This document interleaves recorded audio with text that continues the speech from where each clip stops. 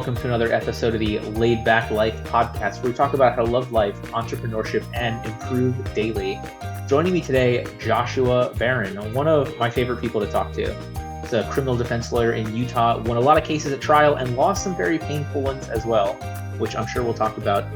If that's not enough, he wrote The Business of Criminal Law and Criminal Defense Referrals. Fantastic. Read the book. Much praise. Somehow he did that while he and his wife have a dozen children. And if that's not enough, they also run a food truck, a bakery that raises money for kids affected by foster care. I feel like because you have a dozen kids, you have to have a baker's dozen bakery. Like, is that the angle? Yeah. Last week we had Brian Haskins on, talk about the benefit of being you. So we're really like hammering, Brian's very funny, getting that stuff out into his content, into all of his stuff. Josh, I know you have a great story, in essence, like getting rid of a ton of digital marketing and making the marketing about you and the connections you could build. I'd love to hear a little bit of that as we dive into today's chat. Yeah, that sounds great. Those are my favorite topics. Yourself? Yeah, no, there's parts of myself that I don't like to talk about as much, but those are the ones I like to talk about.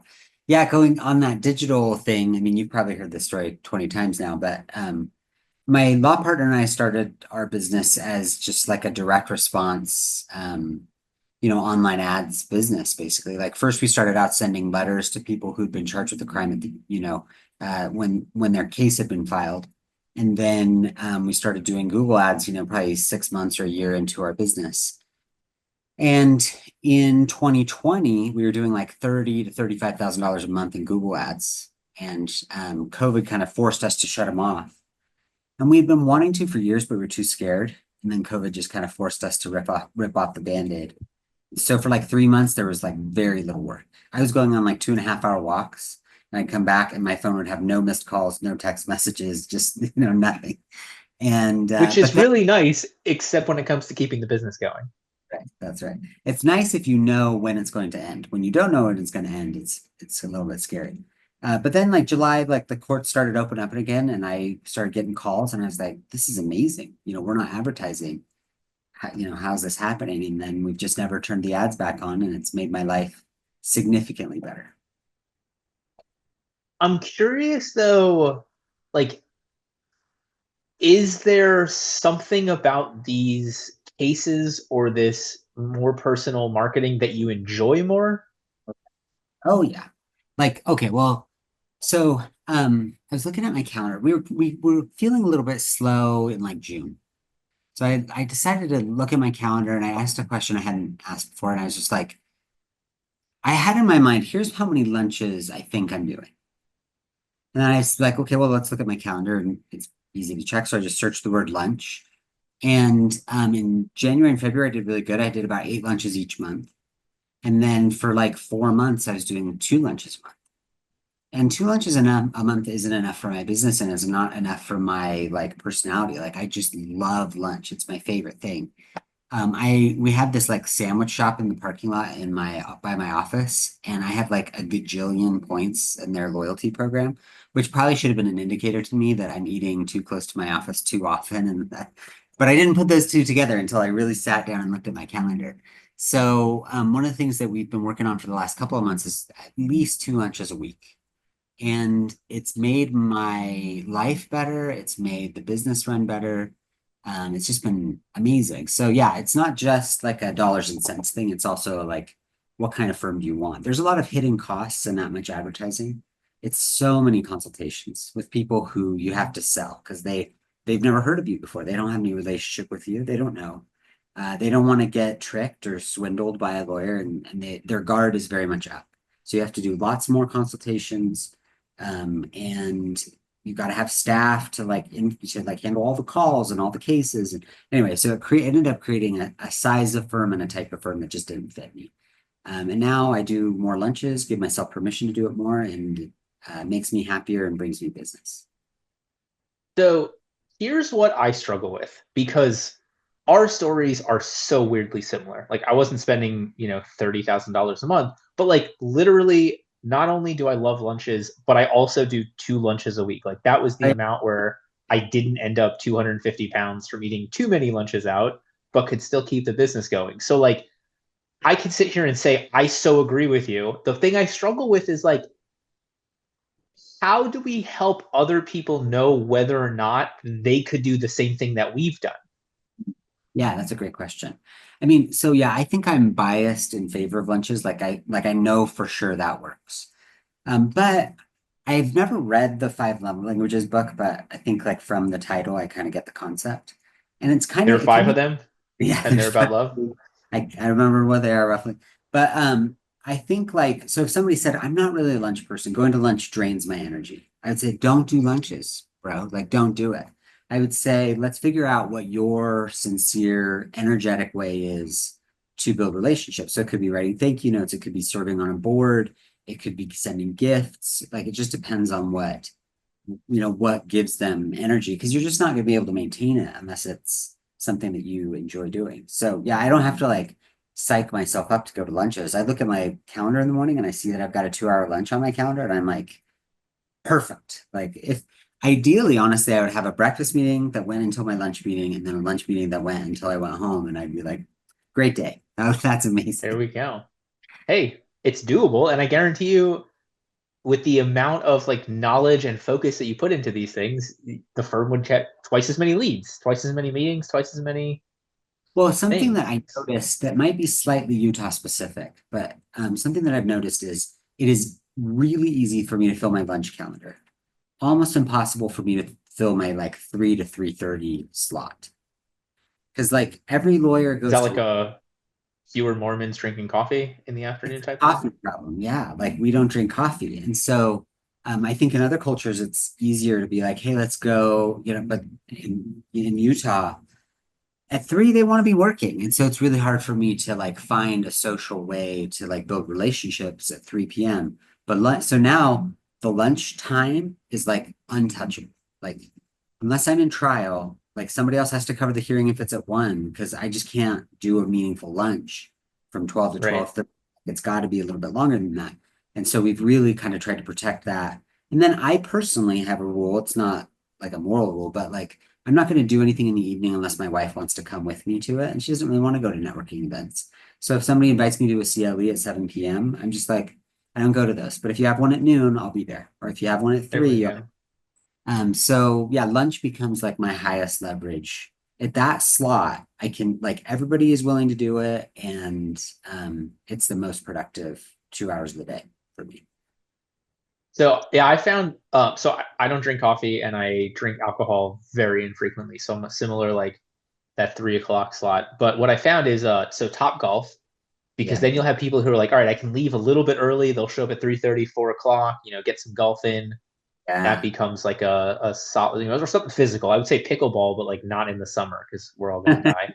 Wow, yeah, yeah, that's a good idea. I should try more Topgolf. I'm not really a golfer, but that's what's nice about Topgolf. When somebody's like, "Hey, come play 18 with me," I'm like, "You have no idea how bad I am at golf. Like, I will ruin your day. We'll have to bring like sleeves of golf balls. Like, you do not want to go golfing with me. But Topgolf, you can have two people who don't, wildly different skill, and it's not that much worse.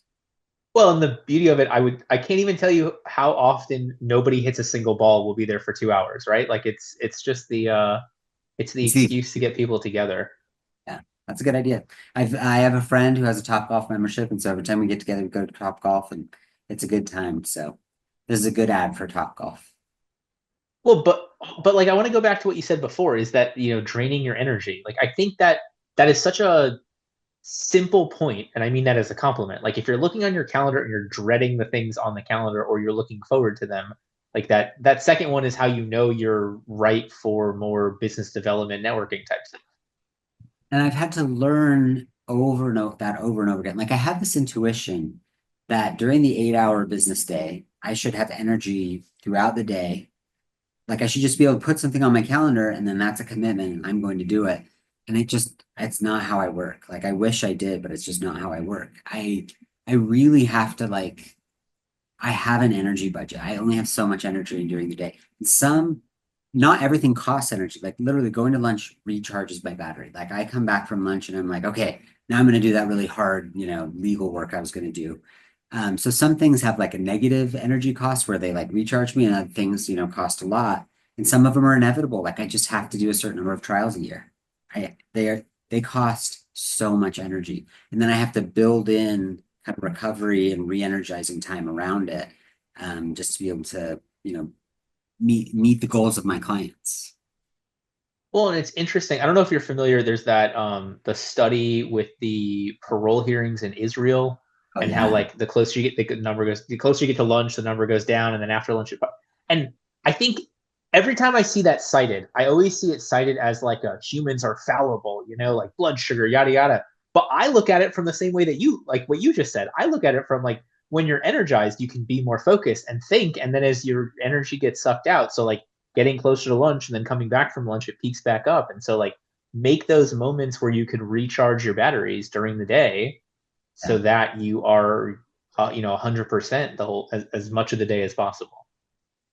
Or that you identify times where you've got to be 100% and you build in time to make that happen. Like, I read this book by Ali Abdal called Feel Good Productivity.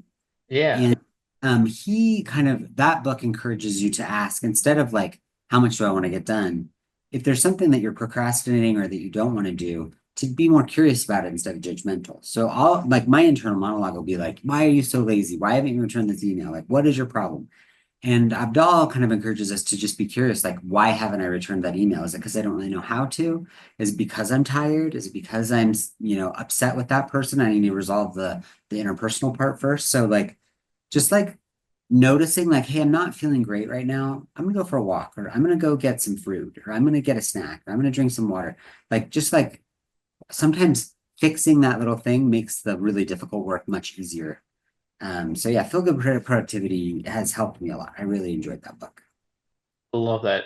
Yeah, because it's like there's an amount of time where it's nice to exercise the willpower to get through it, but then there's an amount of time where you are burned out and you're just you're spending more time to do it not as well as you could if you were more well rested, and you're better off recharging and coming back to it. Yeah. Yeah.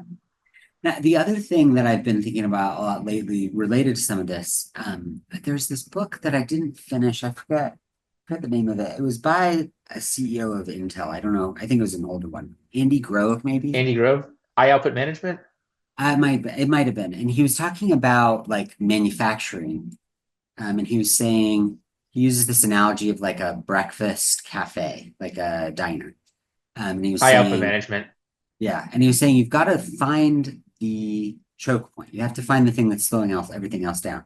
Because if the coffee isn't the problem, speeding up the coffee won't actually improve your output. And so like in my business, during that slow period, the limiting factor was not how fast we could write a motion or discovery review, or so like some AI vendor who's like, hey, we can cut the time you spend on discovery review in half. It's like, I'm sorry, that's not actually our choke point. Our choke point right now is a finding choke point. And so when I have discretionary time, I have to spend my time on that until that's not the choke point anymore, and then I can move on to something else. But like I found myself during that kind of slower period getting distracted by really good things like AI. Oh, how are we going to interesting, cool, not the choke point right now. And those things were sometimes appealing because I knew exactly how we would increase our efficiency. But like it's not the thing that's causing the slowdown right now. So we just gotta have the discipline to not do that stuff. So I would push you and anybody listening to finish that book. I think it was maybe the best book I read earlier Really? this year. Okay. I literally just wrote. I'm updating my book, and I was writing about this in the management section. So that book came out in 1983, and 42 years later, I still think it's the greatest book on management, because we can sit here Okay. and take the example of breakfast and apply it to AI in 2025. Like he just writes everything at such the foundational level that that book just blew my mind a number of times. I love it. I love it. And like AI has helped with finding. Sometimes that I find, or marketing or whatever you want to call it. Like sometimes I'll find like, okay, I've got an hour, and the cognitive load of trying to figure out what to do with like an unexpected hour will be kind of an obstacle to using it well. But ChatGPT knows me so well now that it knows what I like to do. So I can just be like, ChatGPT, Do you have any ideas about what I should do for the next hour? It's this time, because it doesn't know what time it is and stuff. It's so funny talking to ChatGPT, but it's But this it time. does know. If you ask it, it knows what time it is. It just Does, but it won't won't like, incorporate it into answers unless you like really prompt it to. So anyway, I say it's this yeah. time kind of day, and I'm kind of in a gift giving mood, and it'll be like, oh, here's 3 books that you enjoy giving to people. Why don't you send them to people? So, but like, I just have to have the discipline to not be obsessed right now with how to process our videos more efficiently because it's not the choke point right now. It's not the, what does he call it? The limiting factor. Yeah. So where does this play into happiness? Hmm. Yes, Like, yes. are you extra excited to be dealing with the right problem? Okay, so there's two related theories, self-determination theory and two-factor theory, that I kind Okay, of combine in my brain, and so we're just going to talk about them interchangeably. But let's do um, it. they basically say that if certain needs aren't met, that you will be miserable. So if you aren't getting enough rest, you will be miserable. If you're not making enough money to pay your mortgage, you will be miserable. And there's no amount of like meaning that can like overcompensate for that. Like you can be Viktor Frankl in a concentration camp and you can have moments of transcendence, but it's just really hard to be happy if you're cold all the time or if you're being abused, right? But once you get those needs met, another doubling of those factors, like if you said, okay, I need $250,000 to live my current lifestyle, doubling that to $500,000 it won't move the needle very much on your satisfaction. Once you have those needs met, what will move the needle are these 3 factors: competence, autonomy, and relatedness. And relatedness you could think of as like connection to the people you work with, the people you work for. So if so once I also you're think it's connection with meaning, like the janitor at the hospital who knows that they are preventing patients from dying of, sepsis and MRSA. Like that relatedness just I becomes, like that. I've never thought about it like that. Like that's actually a really helpful insight because I've been thinking about, well, like meaning is really important too. Did you see that Bob Odenkirk video that was going around, the comedian, and somebody was, asking him about his success, and he was like, yeah, but all my kids are grown now, and I have to figure out what my meaning is every day. mm, They were 5, I knew what my meaning was. And so it was really, even though I wasn't making as much money and I didn't have as much cultural impact, like I knew my job was like in the universe. And so like maybe it's like a relatedness to like the whole race, like to our community, like what are you doing to make the world a better place? I like that. I like that as a component of relatedness. I hadn't thought about that. Um, so anyway, once you get those needs met, so if somebody said, hey, I'm burnt out, I'm exhausted, I can't do this job anymore. I would say, okay, let's diagnose this. Is this a needs problem or a self-determination problem? Like, are your basic needs being met? And if they are, then let's turn to these other factors. So I'd say, like, are you making enough money? What's your energy levels? Are you getting enough rest? Are you eating well? Are you exercising? Tell me about that. If they're like, yeah, most of that's going pretty well, but I just don't have the joy for my job I thought I would. I'd be like, okay. So competence. Are you doing something you're good at? Or are on a path to being good at. Like, so my first job out of law school, one of the reasons that I left after 6 months, I was like, I will never become a lawyer here. I'm not learning anything. mm. So this is not a place where I'm ever going to become competent. Am I making meaningful decision? Am I autonomous? Well, obviously that takes time to build to autonomy because people have to trust you enough to let you make decisions that are really important to them. But the one that I think almost everyone could immediately improve is the relatedness piece. And so that's why I think lunch, even for someone who's an introvert, who's like, lunch is a little bit of a stretch for me.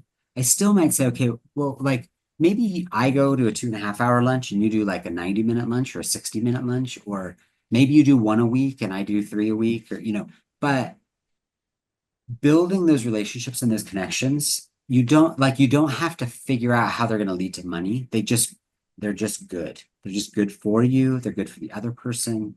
It's not salesy. It's not manipulative. It's like if it's a real relationship where you're both being enriched by it, it will work out. It will be good for everybody involved.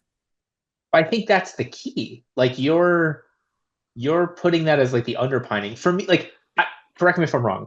you've like I've gone to lunches with people that I know have some business coach who's like, you need to be doing 3 lunches a week and check these boxes. And here's the 12 manipulative neurolinguistic programming questions to turn them into refer. And what, like, we get those people.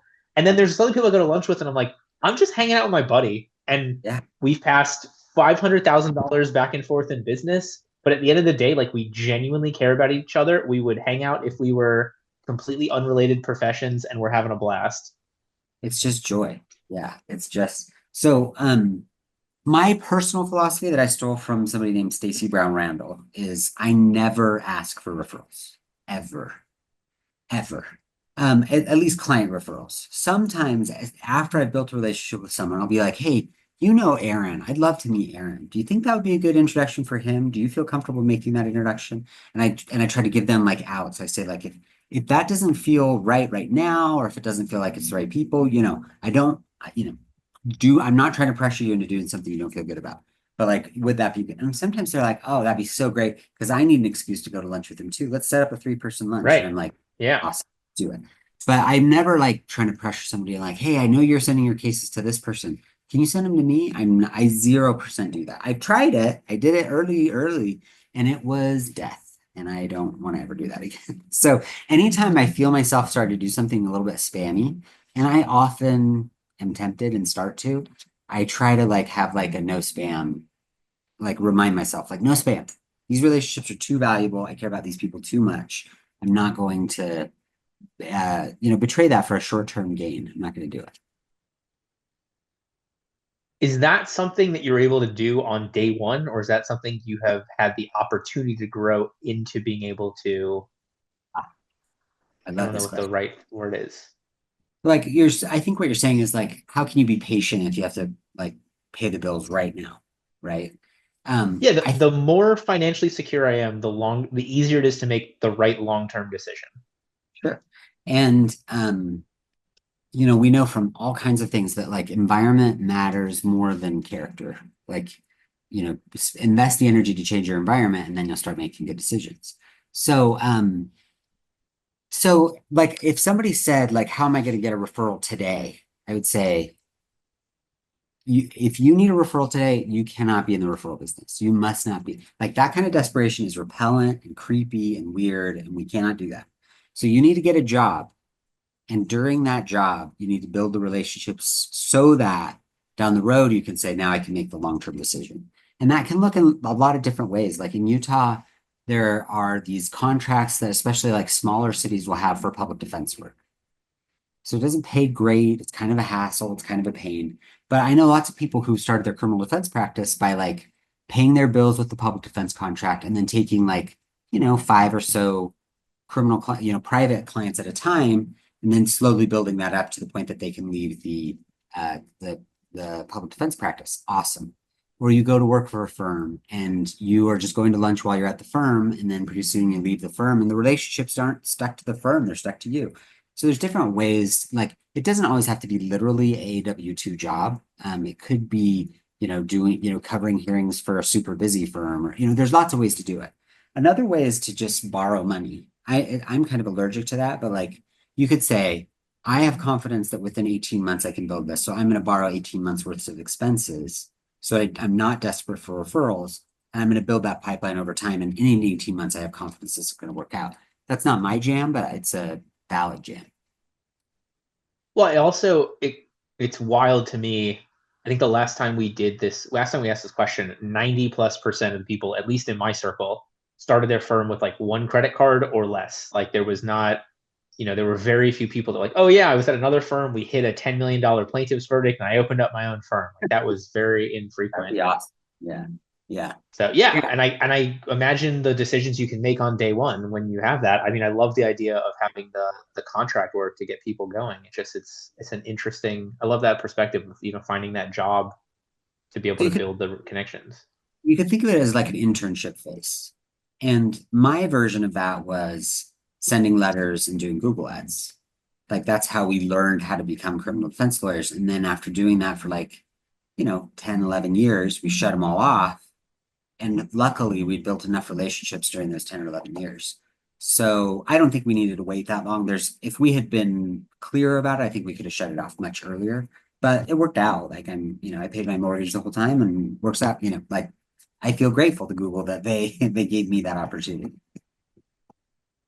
But do you think that if you could go back in time and do it from day one, do you think on day one you were the right kind of person who could build these relationships, or do you think you needed the struggle, the knowledge of ads, the experience in cases to like become a more interesting person at lunch? Maybe that's the right frame.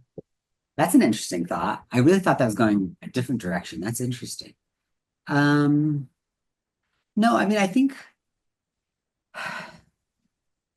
when I was like 11, my grandfather took me to lunch. He was a professor at USC. So we went to the cafeteria at USC and he was like, "You've got social skills. You're going to be okay." And I just really appreciated that because, when you're 11, you don't know if you're going to be okay. You don't know what you're good at and what you're going to be good at. So, but like, I mean, lawyers are so verbal. I don't know. I think like, unless you've got like real social anxiety or something, you're going to be fine at lunch. And one of the things that's cool is you're going to build relationships with people that are kind of at your level, which is like level 0, and they don't have any cases to refer and they're not great. But if you wait 5 years, they'll all be at level 5 years. And Right. so the value of the network grows over time, not just because you're adding people to it, but just like as you wait, those same people have more kind of circumference. They have more stuff that they're touching and they can help you in new ways. So day one, what I've said, can you just build a referral only practice? I don't think I could have. And so if I could go back in time, I would say, let's do the letters, maybe even let's do the ads, and let's have a shut off date. Like, because it's so painful. When the money is coming in, it's painful to say we're not going to do this anymore. But like, let's have like a drop dead date Right. where we're going to build relationships for 2 years, and then we're going to shut it all off. And and so can I do a slight anti-Google digression? Sure. So like not everybody agrees with me on this. Like some people like really, really, really disagree with me on this. But my feeling is that the challenge with Google Ads is that there's almost no differentiation possible. My text ad next to your text ad is going to look very similar. And so then all of our differentiation becomes, can I hire the consultant who can shave 10% off my costs so that I can do this longer and kind of wait you out and you go out of business or you choose a different tactic because I'm just outbidding you on number one, right? But then Google just they usher you out and bring somebody else in and they do their text ads and they try to shave 10%. And it's just this auction problem where over time, all the value flows to Google. So if it's a short term, let's build relationships and here's how we're gonna like eke out a subsistence, Google can do that. But I don't think that Google is a path to like actual like wealth because you don't have anything different to offer. There's just no way to make it stand out differently. Whereas if you go to lunch with people, if you have 80 people who are sending you referrals somewhat regularly, no one can outbid you for those. It's like it would be Right. so hard for them to come in and like take those relationships away if you're being responsible and maintaining them. Like the incumbent advantage is massive. And that's good for the client because your relationship with your referral partners is so valuable that you would never compromise it to cheat one client. Like, so this isn't like trickery. This isn't like doing something bad. It's being in a community and putting roots down in it and saying, like, this is where I'm going to be forever. So you don't have to worry about me making the short term decision. So it's interesting you frame it that way. So like in Florida, we have pretty stringent rules on fee sharing on really every case, but certainly contingency cases. A lot of other states have nothing. And so like there are firms that are giving 60% of the case to whoever creates it, 75%, whatever. And so like I'll talk to these attorneys that are like, wait, but like you can only give away, 25%. I'm like, well, I can't give away anything. They have to be, responsible in the case. They're like, but how do you do that? I was like, we're not competing on price. Like I'm competing on, hey, we went to lunch. You trust me. You know that like you would come to me if you got a real issue. I'm not just like, well, hey, I'll give you 65%. This is a pretty serious case. And it just, it's amazing to me when you can't compete on price or when you choose not to compete on price, how that allows you to be a better business owner. It really does. I accidentally read this book. Somebody recommended it to me and I Accidentally. misheard the Oh, name of the book. And so okay. thought I was reading one book, and he had never read the book that I ended up reading. It was called The Prosperous Coach by Rich Litvin and Steve Chandler. Have you ever read it? Yeah. I have not, but it's on my list. Oh, it's so good. The audiobook. Okay. Can't recommend it highly enough. But one of the like mantras in it is open a relationship, not a transaction. And so the 65%, it's a transaction. The Google ad, it's a transaction. When I go to lunch with somebody, I'm not there for a transaction. So I'm not like, hey, what can you do for me by the end of this lunch? I'm not doing that. Even BNI, which I was pretty into BNI for a little bit, and I really enjoyed being in BNI. But sometimes the relationships in BNI would feel a little bit transactional. And I built some great relationships with that have matured past being transactional. But Right. sometimes, like that's when I say don't be spam, I think that's one of my biggest red flags is if it feels purely transactional, that's probably spam. And I need to chill out, not do that. I love that. All right, I want to take a pause for a second. So this episode comes out on Tuesday. This Friday, our newsletter is Scooby Doo in the case of the missing work-life balance. So every Scooby Doo story for, I don't know, 60 years has the same basic structure. Exactly. Yours truly One story. took that. Yeah, it's the same sort, right? It's always Mr. Jenkins. This has been the ghost all along. So I took that structure and put it into like how we are the problem, we are the ghost keeping us from work-life balance, how to get over it with, Fred's traps, Velma's intuition, and a little bit of fun from Shaggy and Scooby. So I hope you all will appreciate that. I love your newsletter. It's always got fun angles like that. It's never dry. It's never Thank a dull you. topic on your newsletter.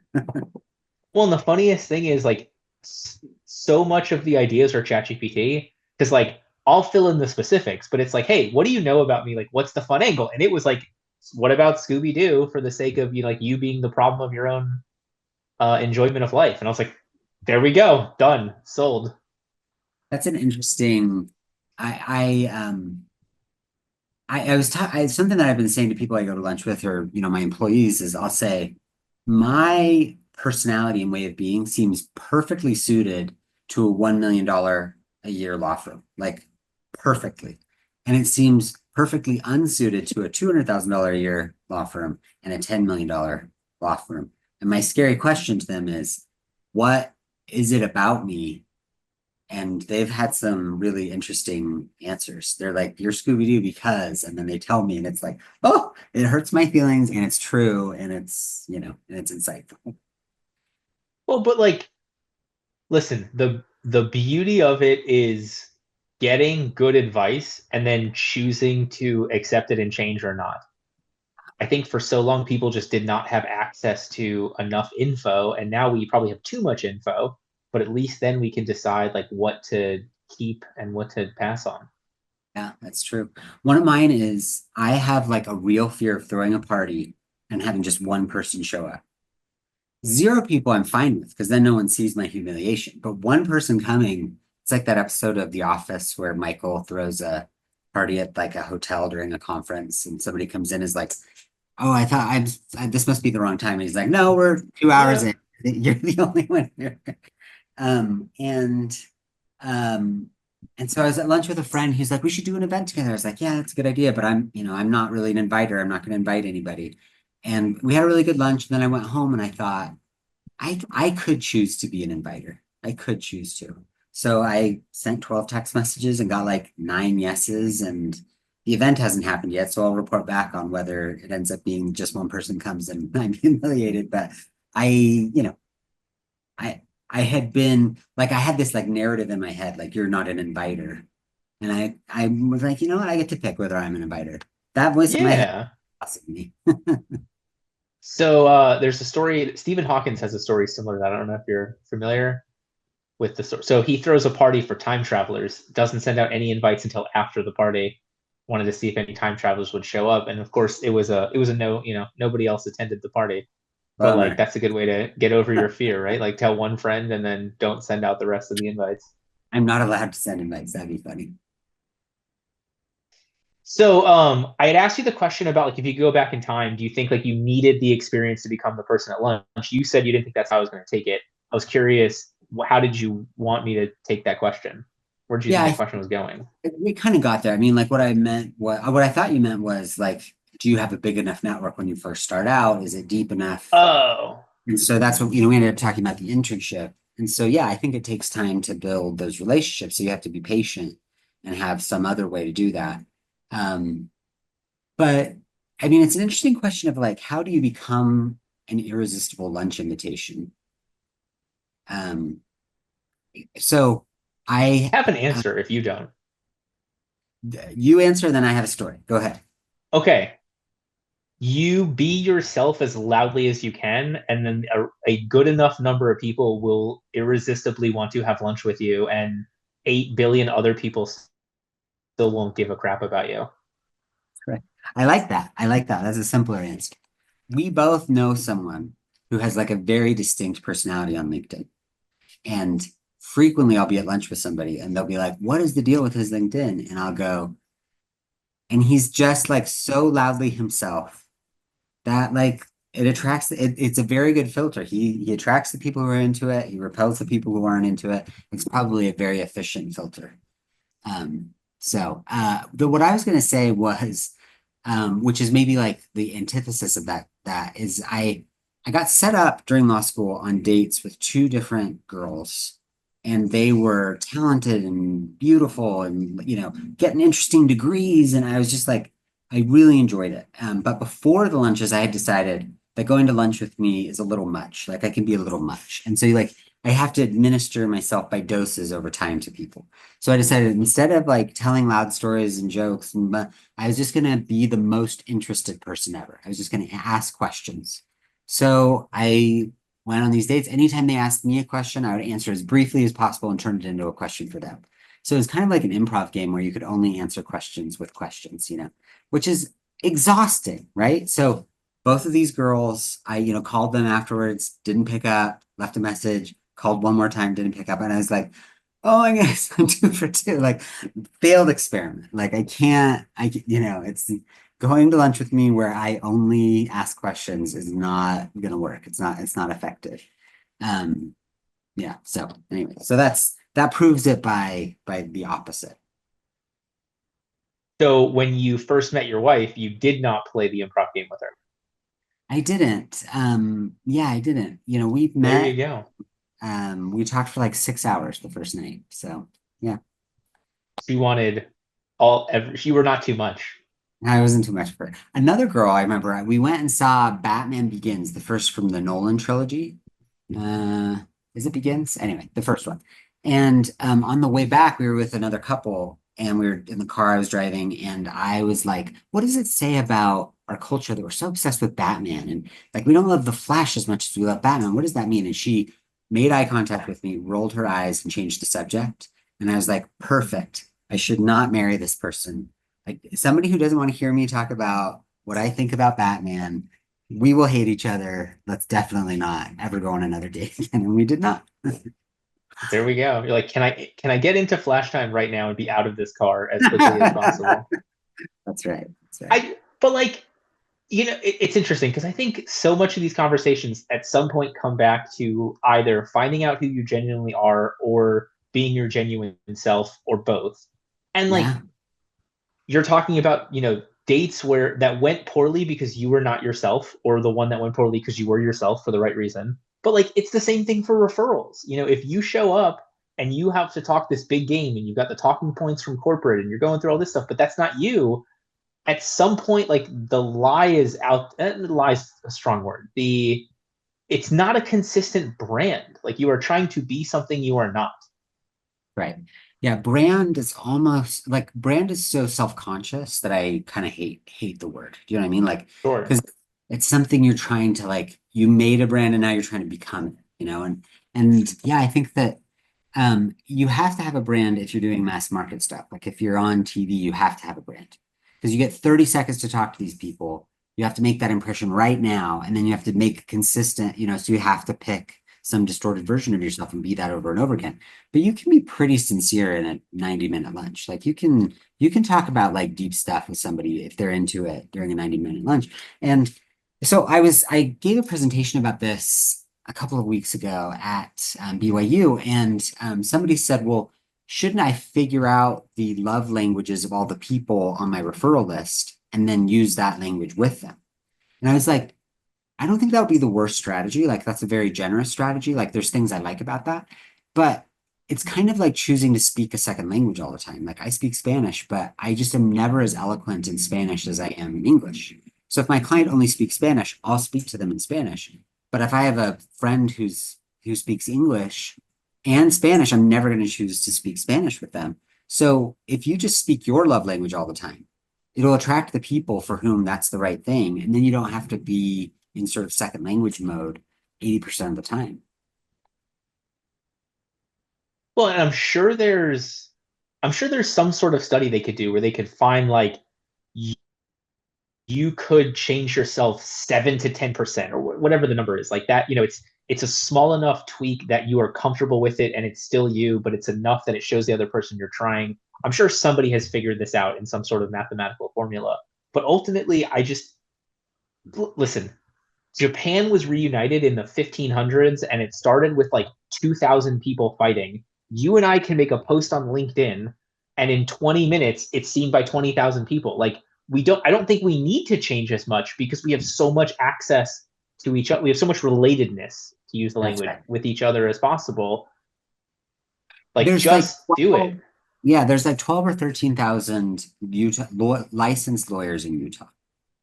So like I could not keep up if 13,000 people sent me three referrals a week. Do you know what I mean? Like, or a month or a year. Three referrals a year times 13,000. That's like, it's not my business. I need 80 people to send me referrals. And 80 people, you can find 80 people who speak your language and you don't have to, Right. you know. I do though think that like sometimes we talk about like extreme authenticity and stuff. Like we contain multitudes and you have to choose which of those multitudes to present at any one time. And so like I have like a version of myself that like if I'm giving a presentation, it's a true version, but it's not all of the, you know what I mean? Like I get to pick which of those faces to put on, but there's some that I could just never put on. I just can't do it.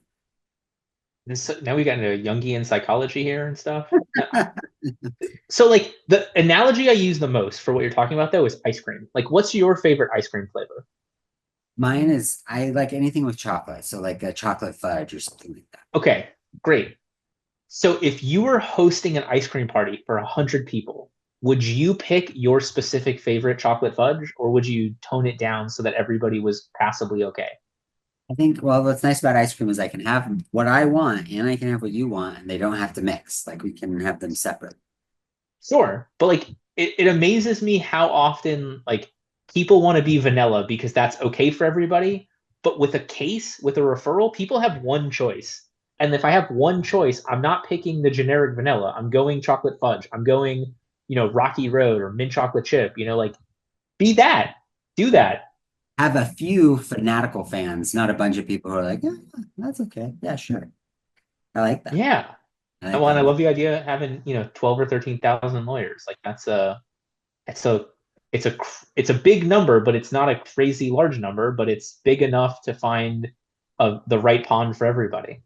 Right. And so like if I ended up having like some like if 1,000 people out of those 13,000 knew my name, that I'm great. I'm gonna have a great business for forever. And Google can't take it. Venture Right. capital can't take it. Like it's a nice incumbents advantage. Right. So as we get towards the end, I want to talk about this month we're selling our hiring SOP. It's about a 25-page document that walks through how we hire people, tells the story of the first time we used this SOP, and then obviously we've updated it since, and then also talks about how small and medium-sized law firms can use AI to maximize their hiring process because, it's 2025 and everybody is doing it. Then next week, we're going to have Jennifer Gore Cuthbert on. Jennifer owns Atlanta Personal Injury Law Group, fast growing firm recognized on Inc. 5000's list of growing companies in 2022 and 2023. AVO Client Award winner, National Trial Lawyers Top 40 Under 40, co author of Tiger Tactics, featured in USA Today, multiple podcasts, speaks nationwide on a bunch of stuff. And if you have not had the wonderful opportunity to hear Jen speak before, she has such a great insight. So I'm super excited to have her on the podcast next week. That being said, we still have Josh for about 5 more minutes.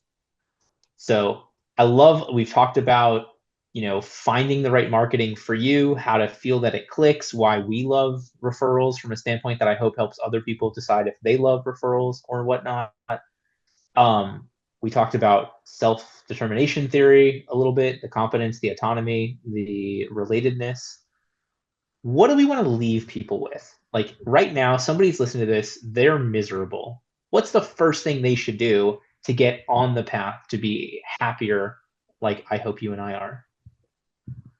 Hmm. I probably wouldn't do the self-determination theory factors before I did the environmental factors. I would do those first. Okay. So if you're not making enough money to pay your bills, like we need to get you a job, we need to, we need to change something about that right away. Like we need to fix that. But then again, like once that's addressed, then I would say like, what is your relatedness plan? And like sometimes I assume people know what I mean when I say lunches, but of course I mean my version of lunches, which is different from probably most people. So like I don't like four-person lunches. I'll do them occasionally, but it's not my jam. I love one-on-one lunches. Love them. Because if it's a four-person lunch and me and this person want to talk about like how our kids are doing and it's like getting really deep and we're crying, and these people are talking about football, it's gonna be weird, like so if I go to a four-person lunch, really what I'm doing is saying, who do I want to go on a one-on-one lunch with? And again, I'm not saying that because anybody else has to use that format, but I'm saying like you could say I write thank you notes and I write them in this way, and it's like weird to me, and it's gonna attract the right people. Like you were saying, like I think that's so insightful. Like lean into your weirdness so much that like you just find the people who are super into that one flavor, and then you'll have raving fans who are just so excited to. This week, one of my law school classmates referred me a criminal case. I had, we've talked like 3 times since law school. Um, and he sent me a case and he said, if my wife or one of my kids was charged with this crime, I would want Josh to take the case. I would ask him to take the case. And I was like, I am so flattered by that. Like, he's a raving fan. He's not saying who's going to give me the highest referral fee. He's saying like if the stakes are the absolute highest and we absolutely must need it, who do I want? And what a privilege to be able to be that person to some set of people. So yeah, whatever area of law you practice or wherever you practice, like you find your 80 people and you're golden. And you just be as weird as Yeah. possible. And they will tell you if they want to be in your little tribe. Well, and the thing that I also want to touch on from that, if you're just sending somebody to a firm because they're giving you a higher referral fee and they don't do a great job, maybe because they're giving the higher referral fee, maybe they're overworked, maybe they don't have they can't reinvest it in handling the case or staff or whatever, that person's never coming back to you for a referral. So like on top of it's the right thing to send somebody to a great firm, it's also the right long-term decision, because then that person comes, when that person has a great experience with your firm, they're going back to your buddy for every other question. Like, hey, you sent me to Josh. Josh was phenomenal. Like, give me the next Josh of real estate law. Give me the next Josh of divorce. Give me, That's it's exactly. amazing how you build that trust. And think about how the referral fee might complicate that decision for your referral partner. So like if he knows that I'm gonna send him $100, now he's like, okay, am I sending it to Josh because he's who I should send him to? Is it because of the 100? He's got to like try to unravel that. And he doesn't care enough about $100 to make that calculation. So like make it easy for them. Right. In some areas you kind of have to. I've never practiced personal injury, but my perception is it's like really tough if you don't pay referral fees in some markets. But maybe it's possible even in those markets. And in the work I do, there's no need to send a referral fee. If I started sending them spontaneously, it'd probably hurt relationships. Well, I like that. Also, I mean, from a cost of acquisition standpoint, so like for me, for a personal injury case, like I would happily pay a third, whatever that runs out to be, about $3,000 for a case. So for me to go to lunch and do a 25% referral fee for other lawyers is actually cheaper than I would anyway. So like it's built in. But when you're giving away 50%, when you're giving away 60%, like then you don't have the time, you don't have the staff, you don't have the profitability, you don't have the systems in place. So it's interesting. Dude, this has been a great chat. So for people listening for the last an hour, who are smart enough to want to hear more of what you share. You share some great stuff on getting referrals, some great stuff on running criminal defense firms. So, check out the book, but like, what's the best way for them to get in touch with you? I'd say LinkedIn. You and I met through LinkedIn. We've never been in the same state at the same time, I Yeah. don't think. But we I mean, I changed planes in Salt Lake City once, so that's maybe we had a 2-hour window randomly. yeah, I think like I love chatting with people on LinkedIn, and yeah, I mean like like if you want to know more about what I think, then just follow me on LinkedIn. And we have a newsletter, The Business of Criminal Law, but that's a little bit specific to criminal defense lawyers. So LinkedIn would probably be the best place. Awesome. All right. Well, Josh, thank you for being with us today. Thank you to everybody who watched and listened. We'll see you back here next week for Jennifer Gore Cuthbert's episode. In the meantime, either book that lunch with somebody you haven't seen in a while, or realize lunches are not for you and find your version of the lunch, golf, breakfast meeting type thing that Josh and I are talking about. Because I promise you, when you enjoy your marketing, you do it better, you do it more consistently, you have a better impact with it, and ultimately you have a better life. 2 thumbs up. You couldn't have said it better. I love that. That's such a good capstone.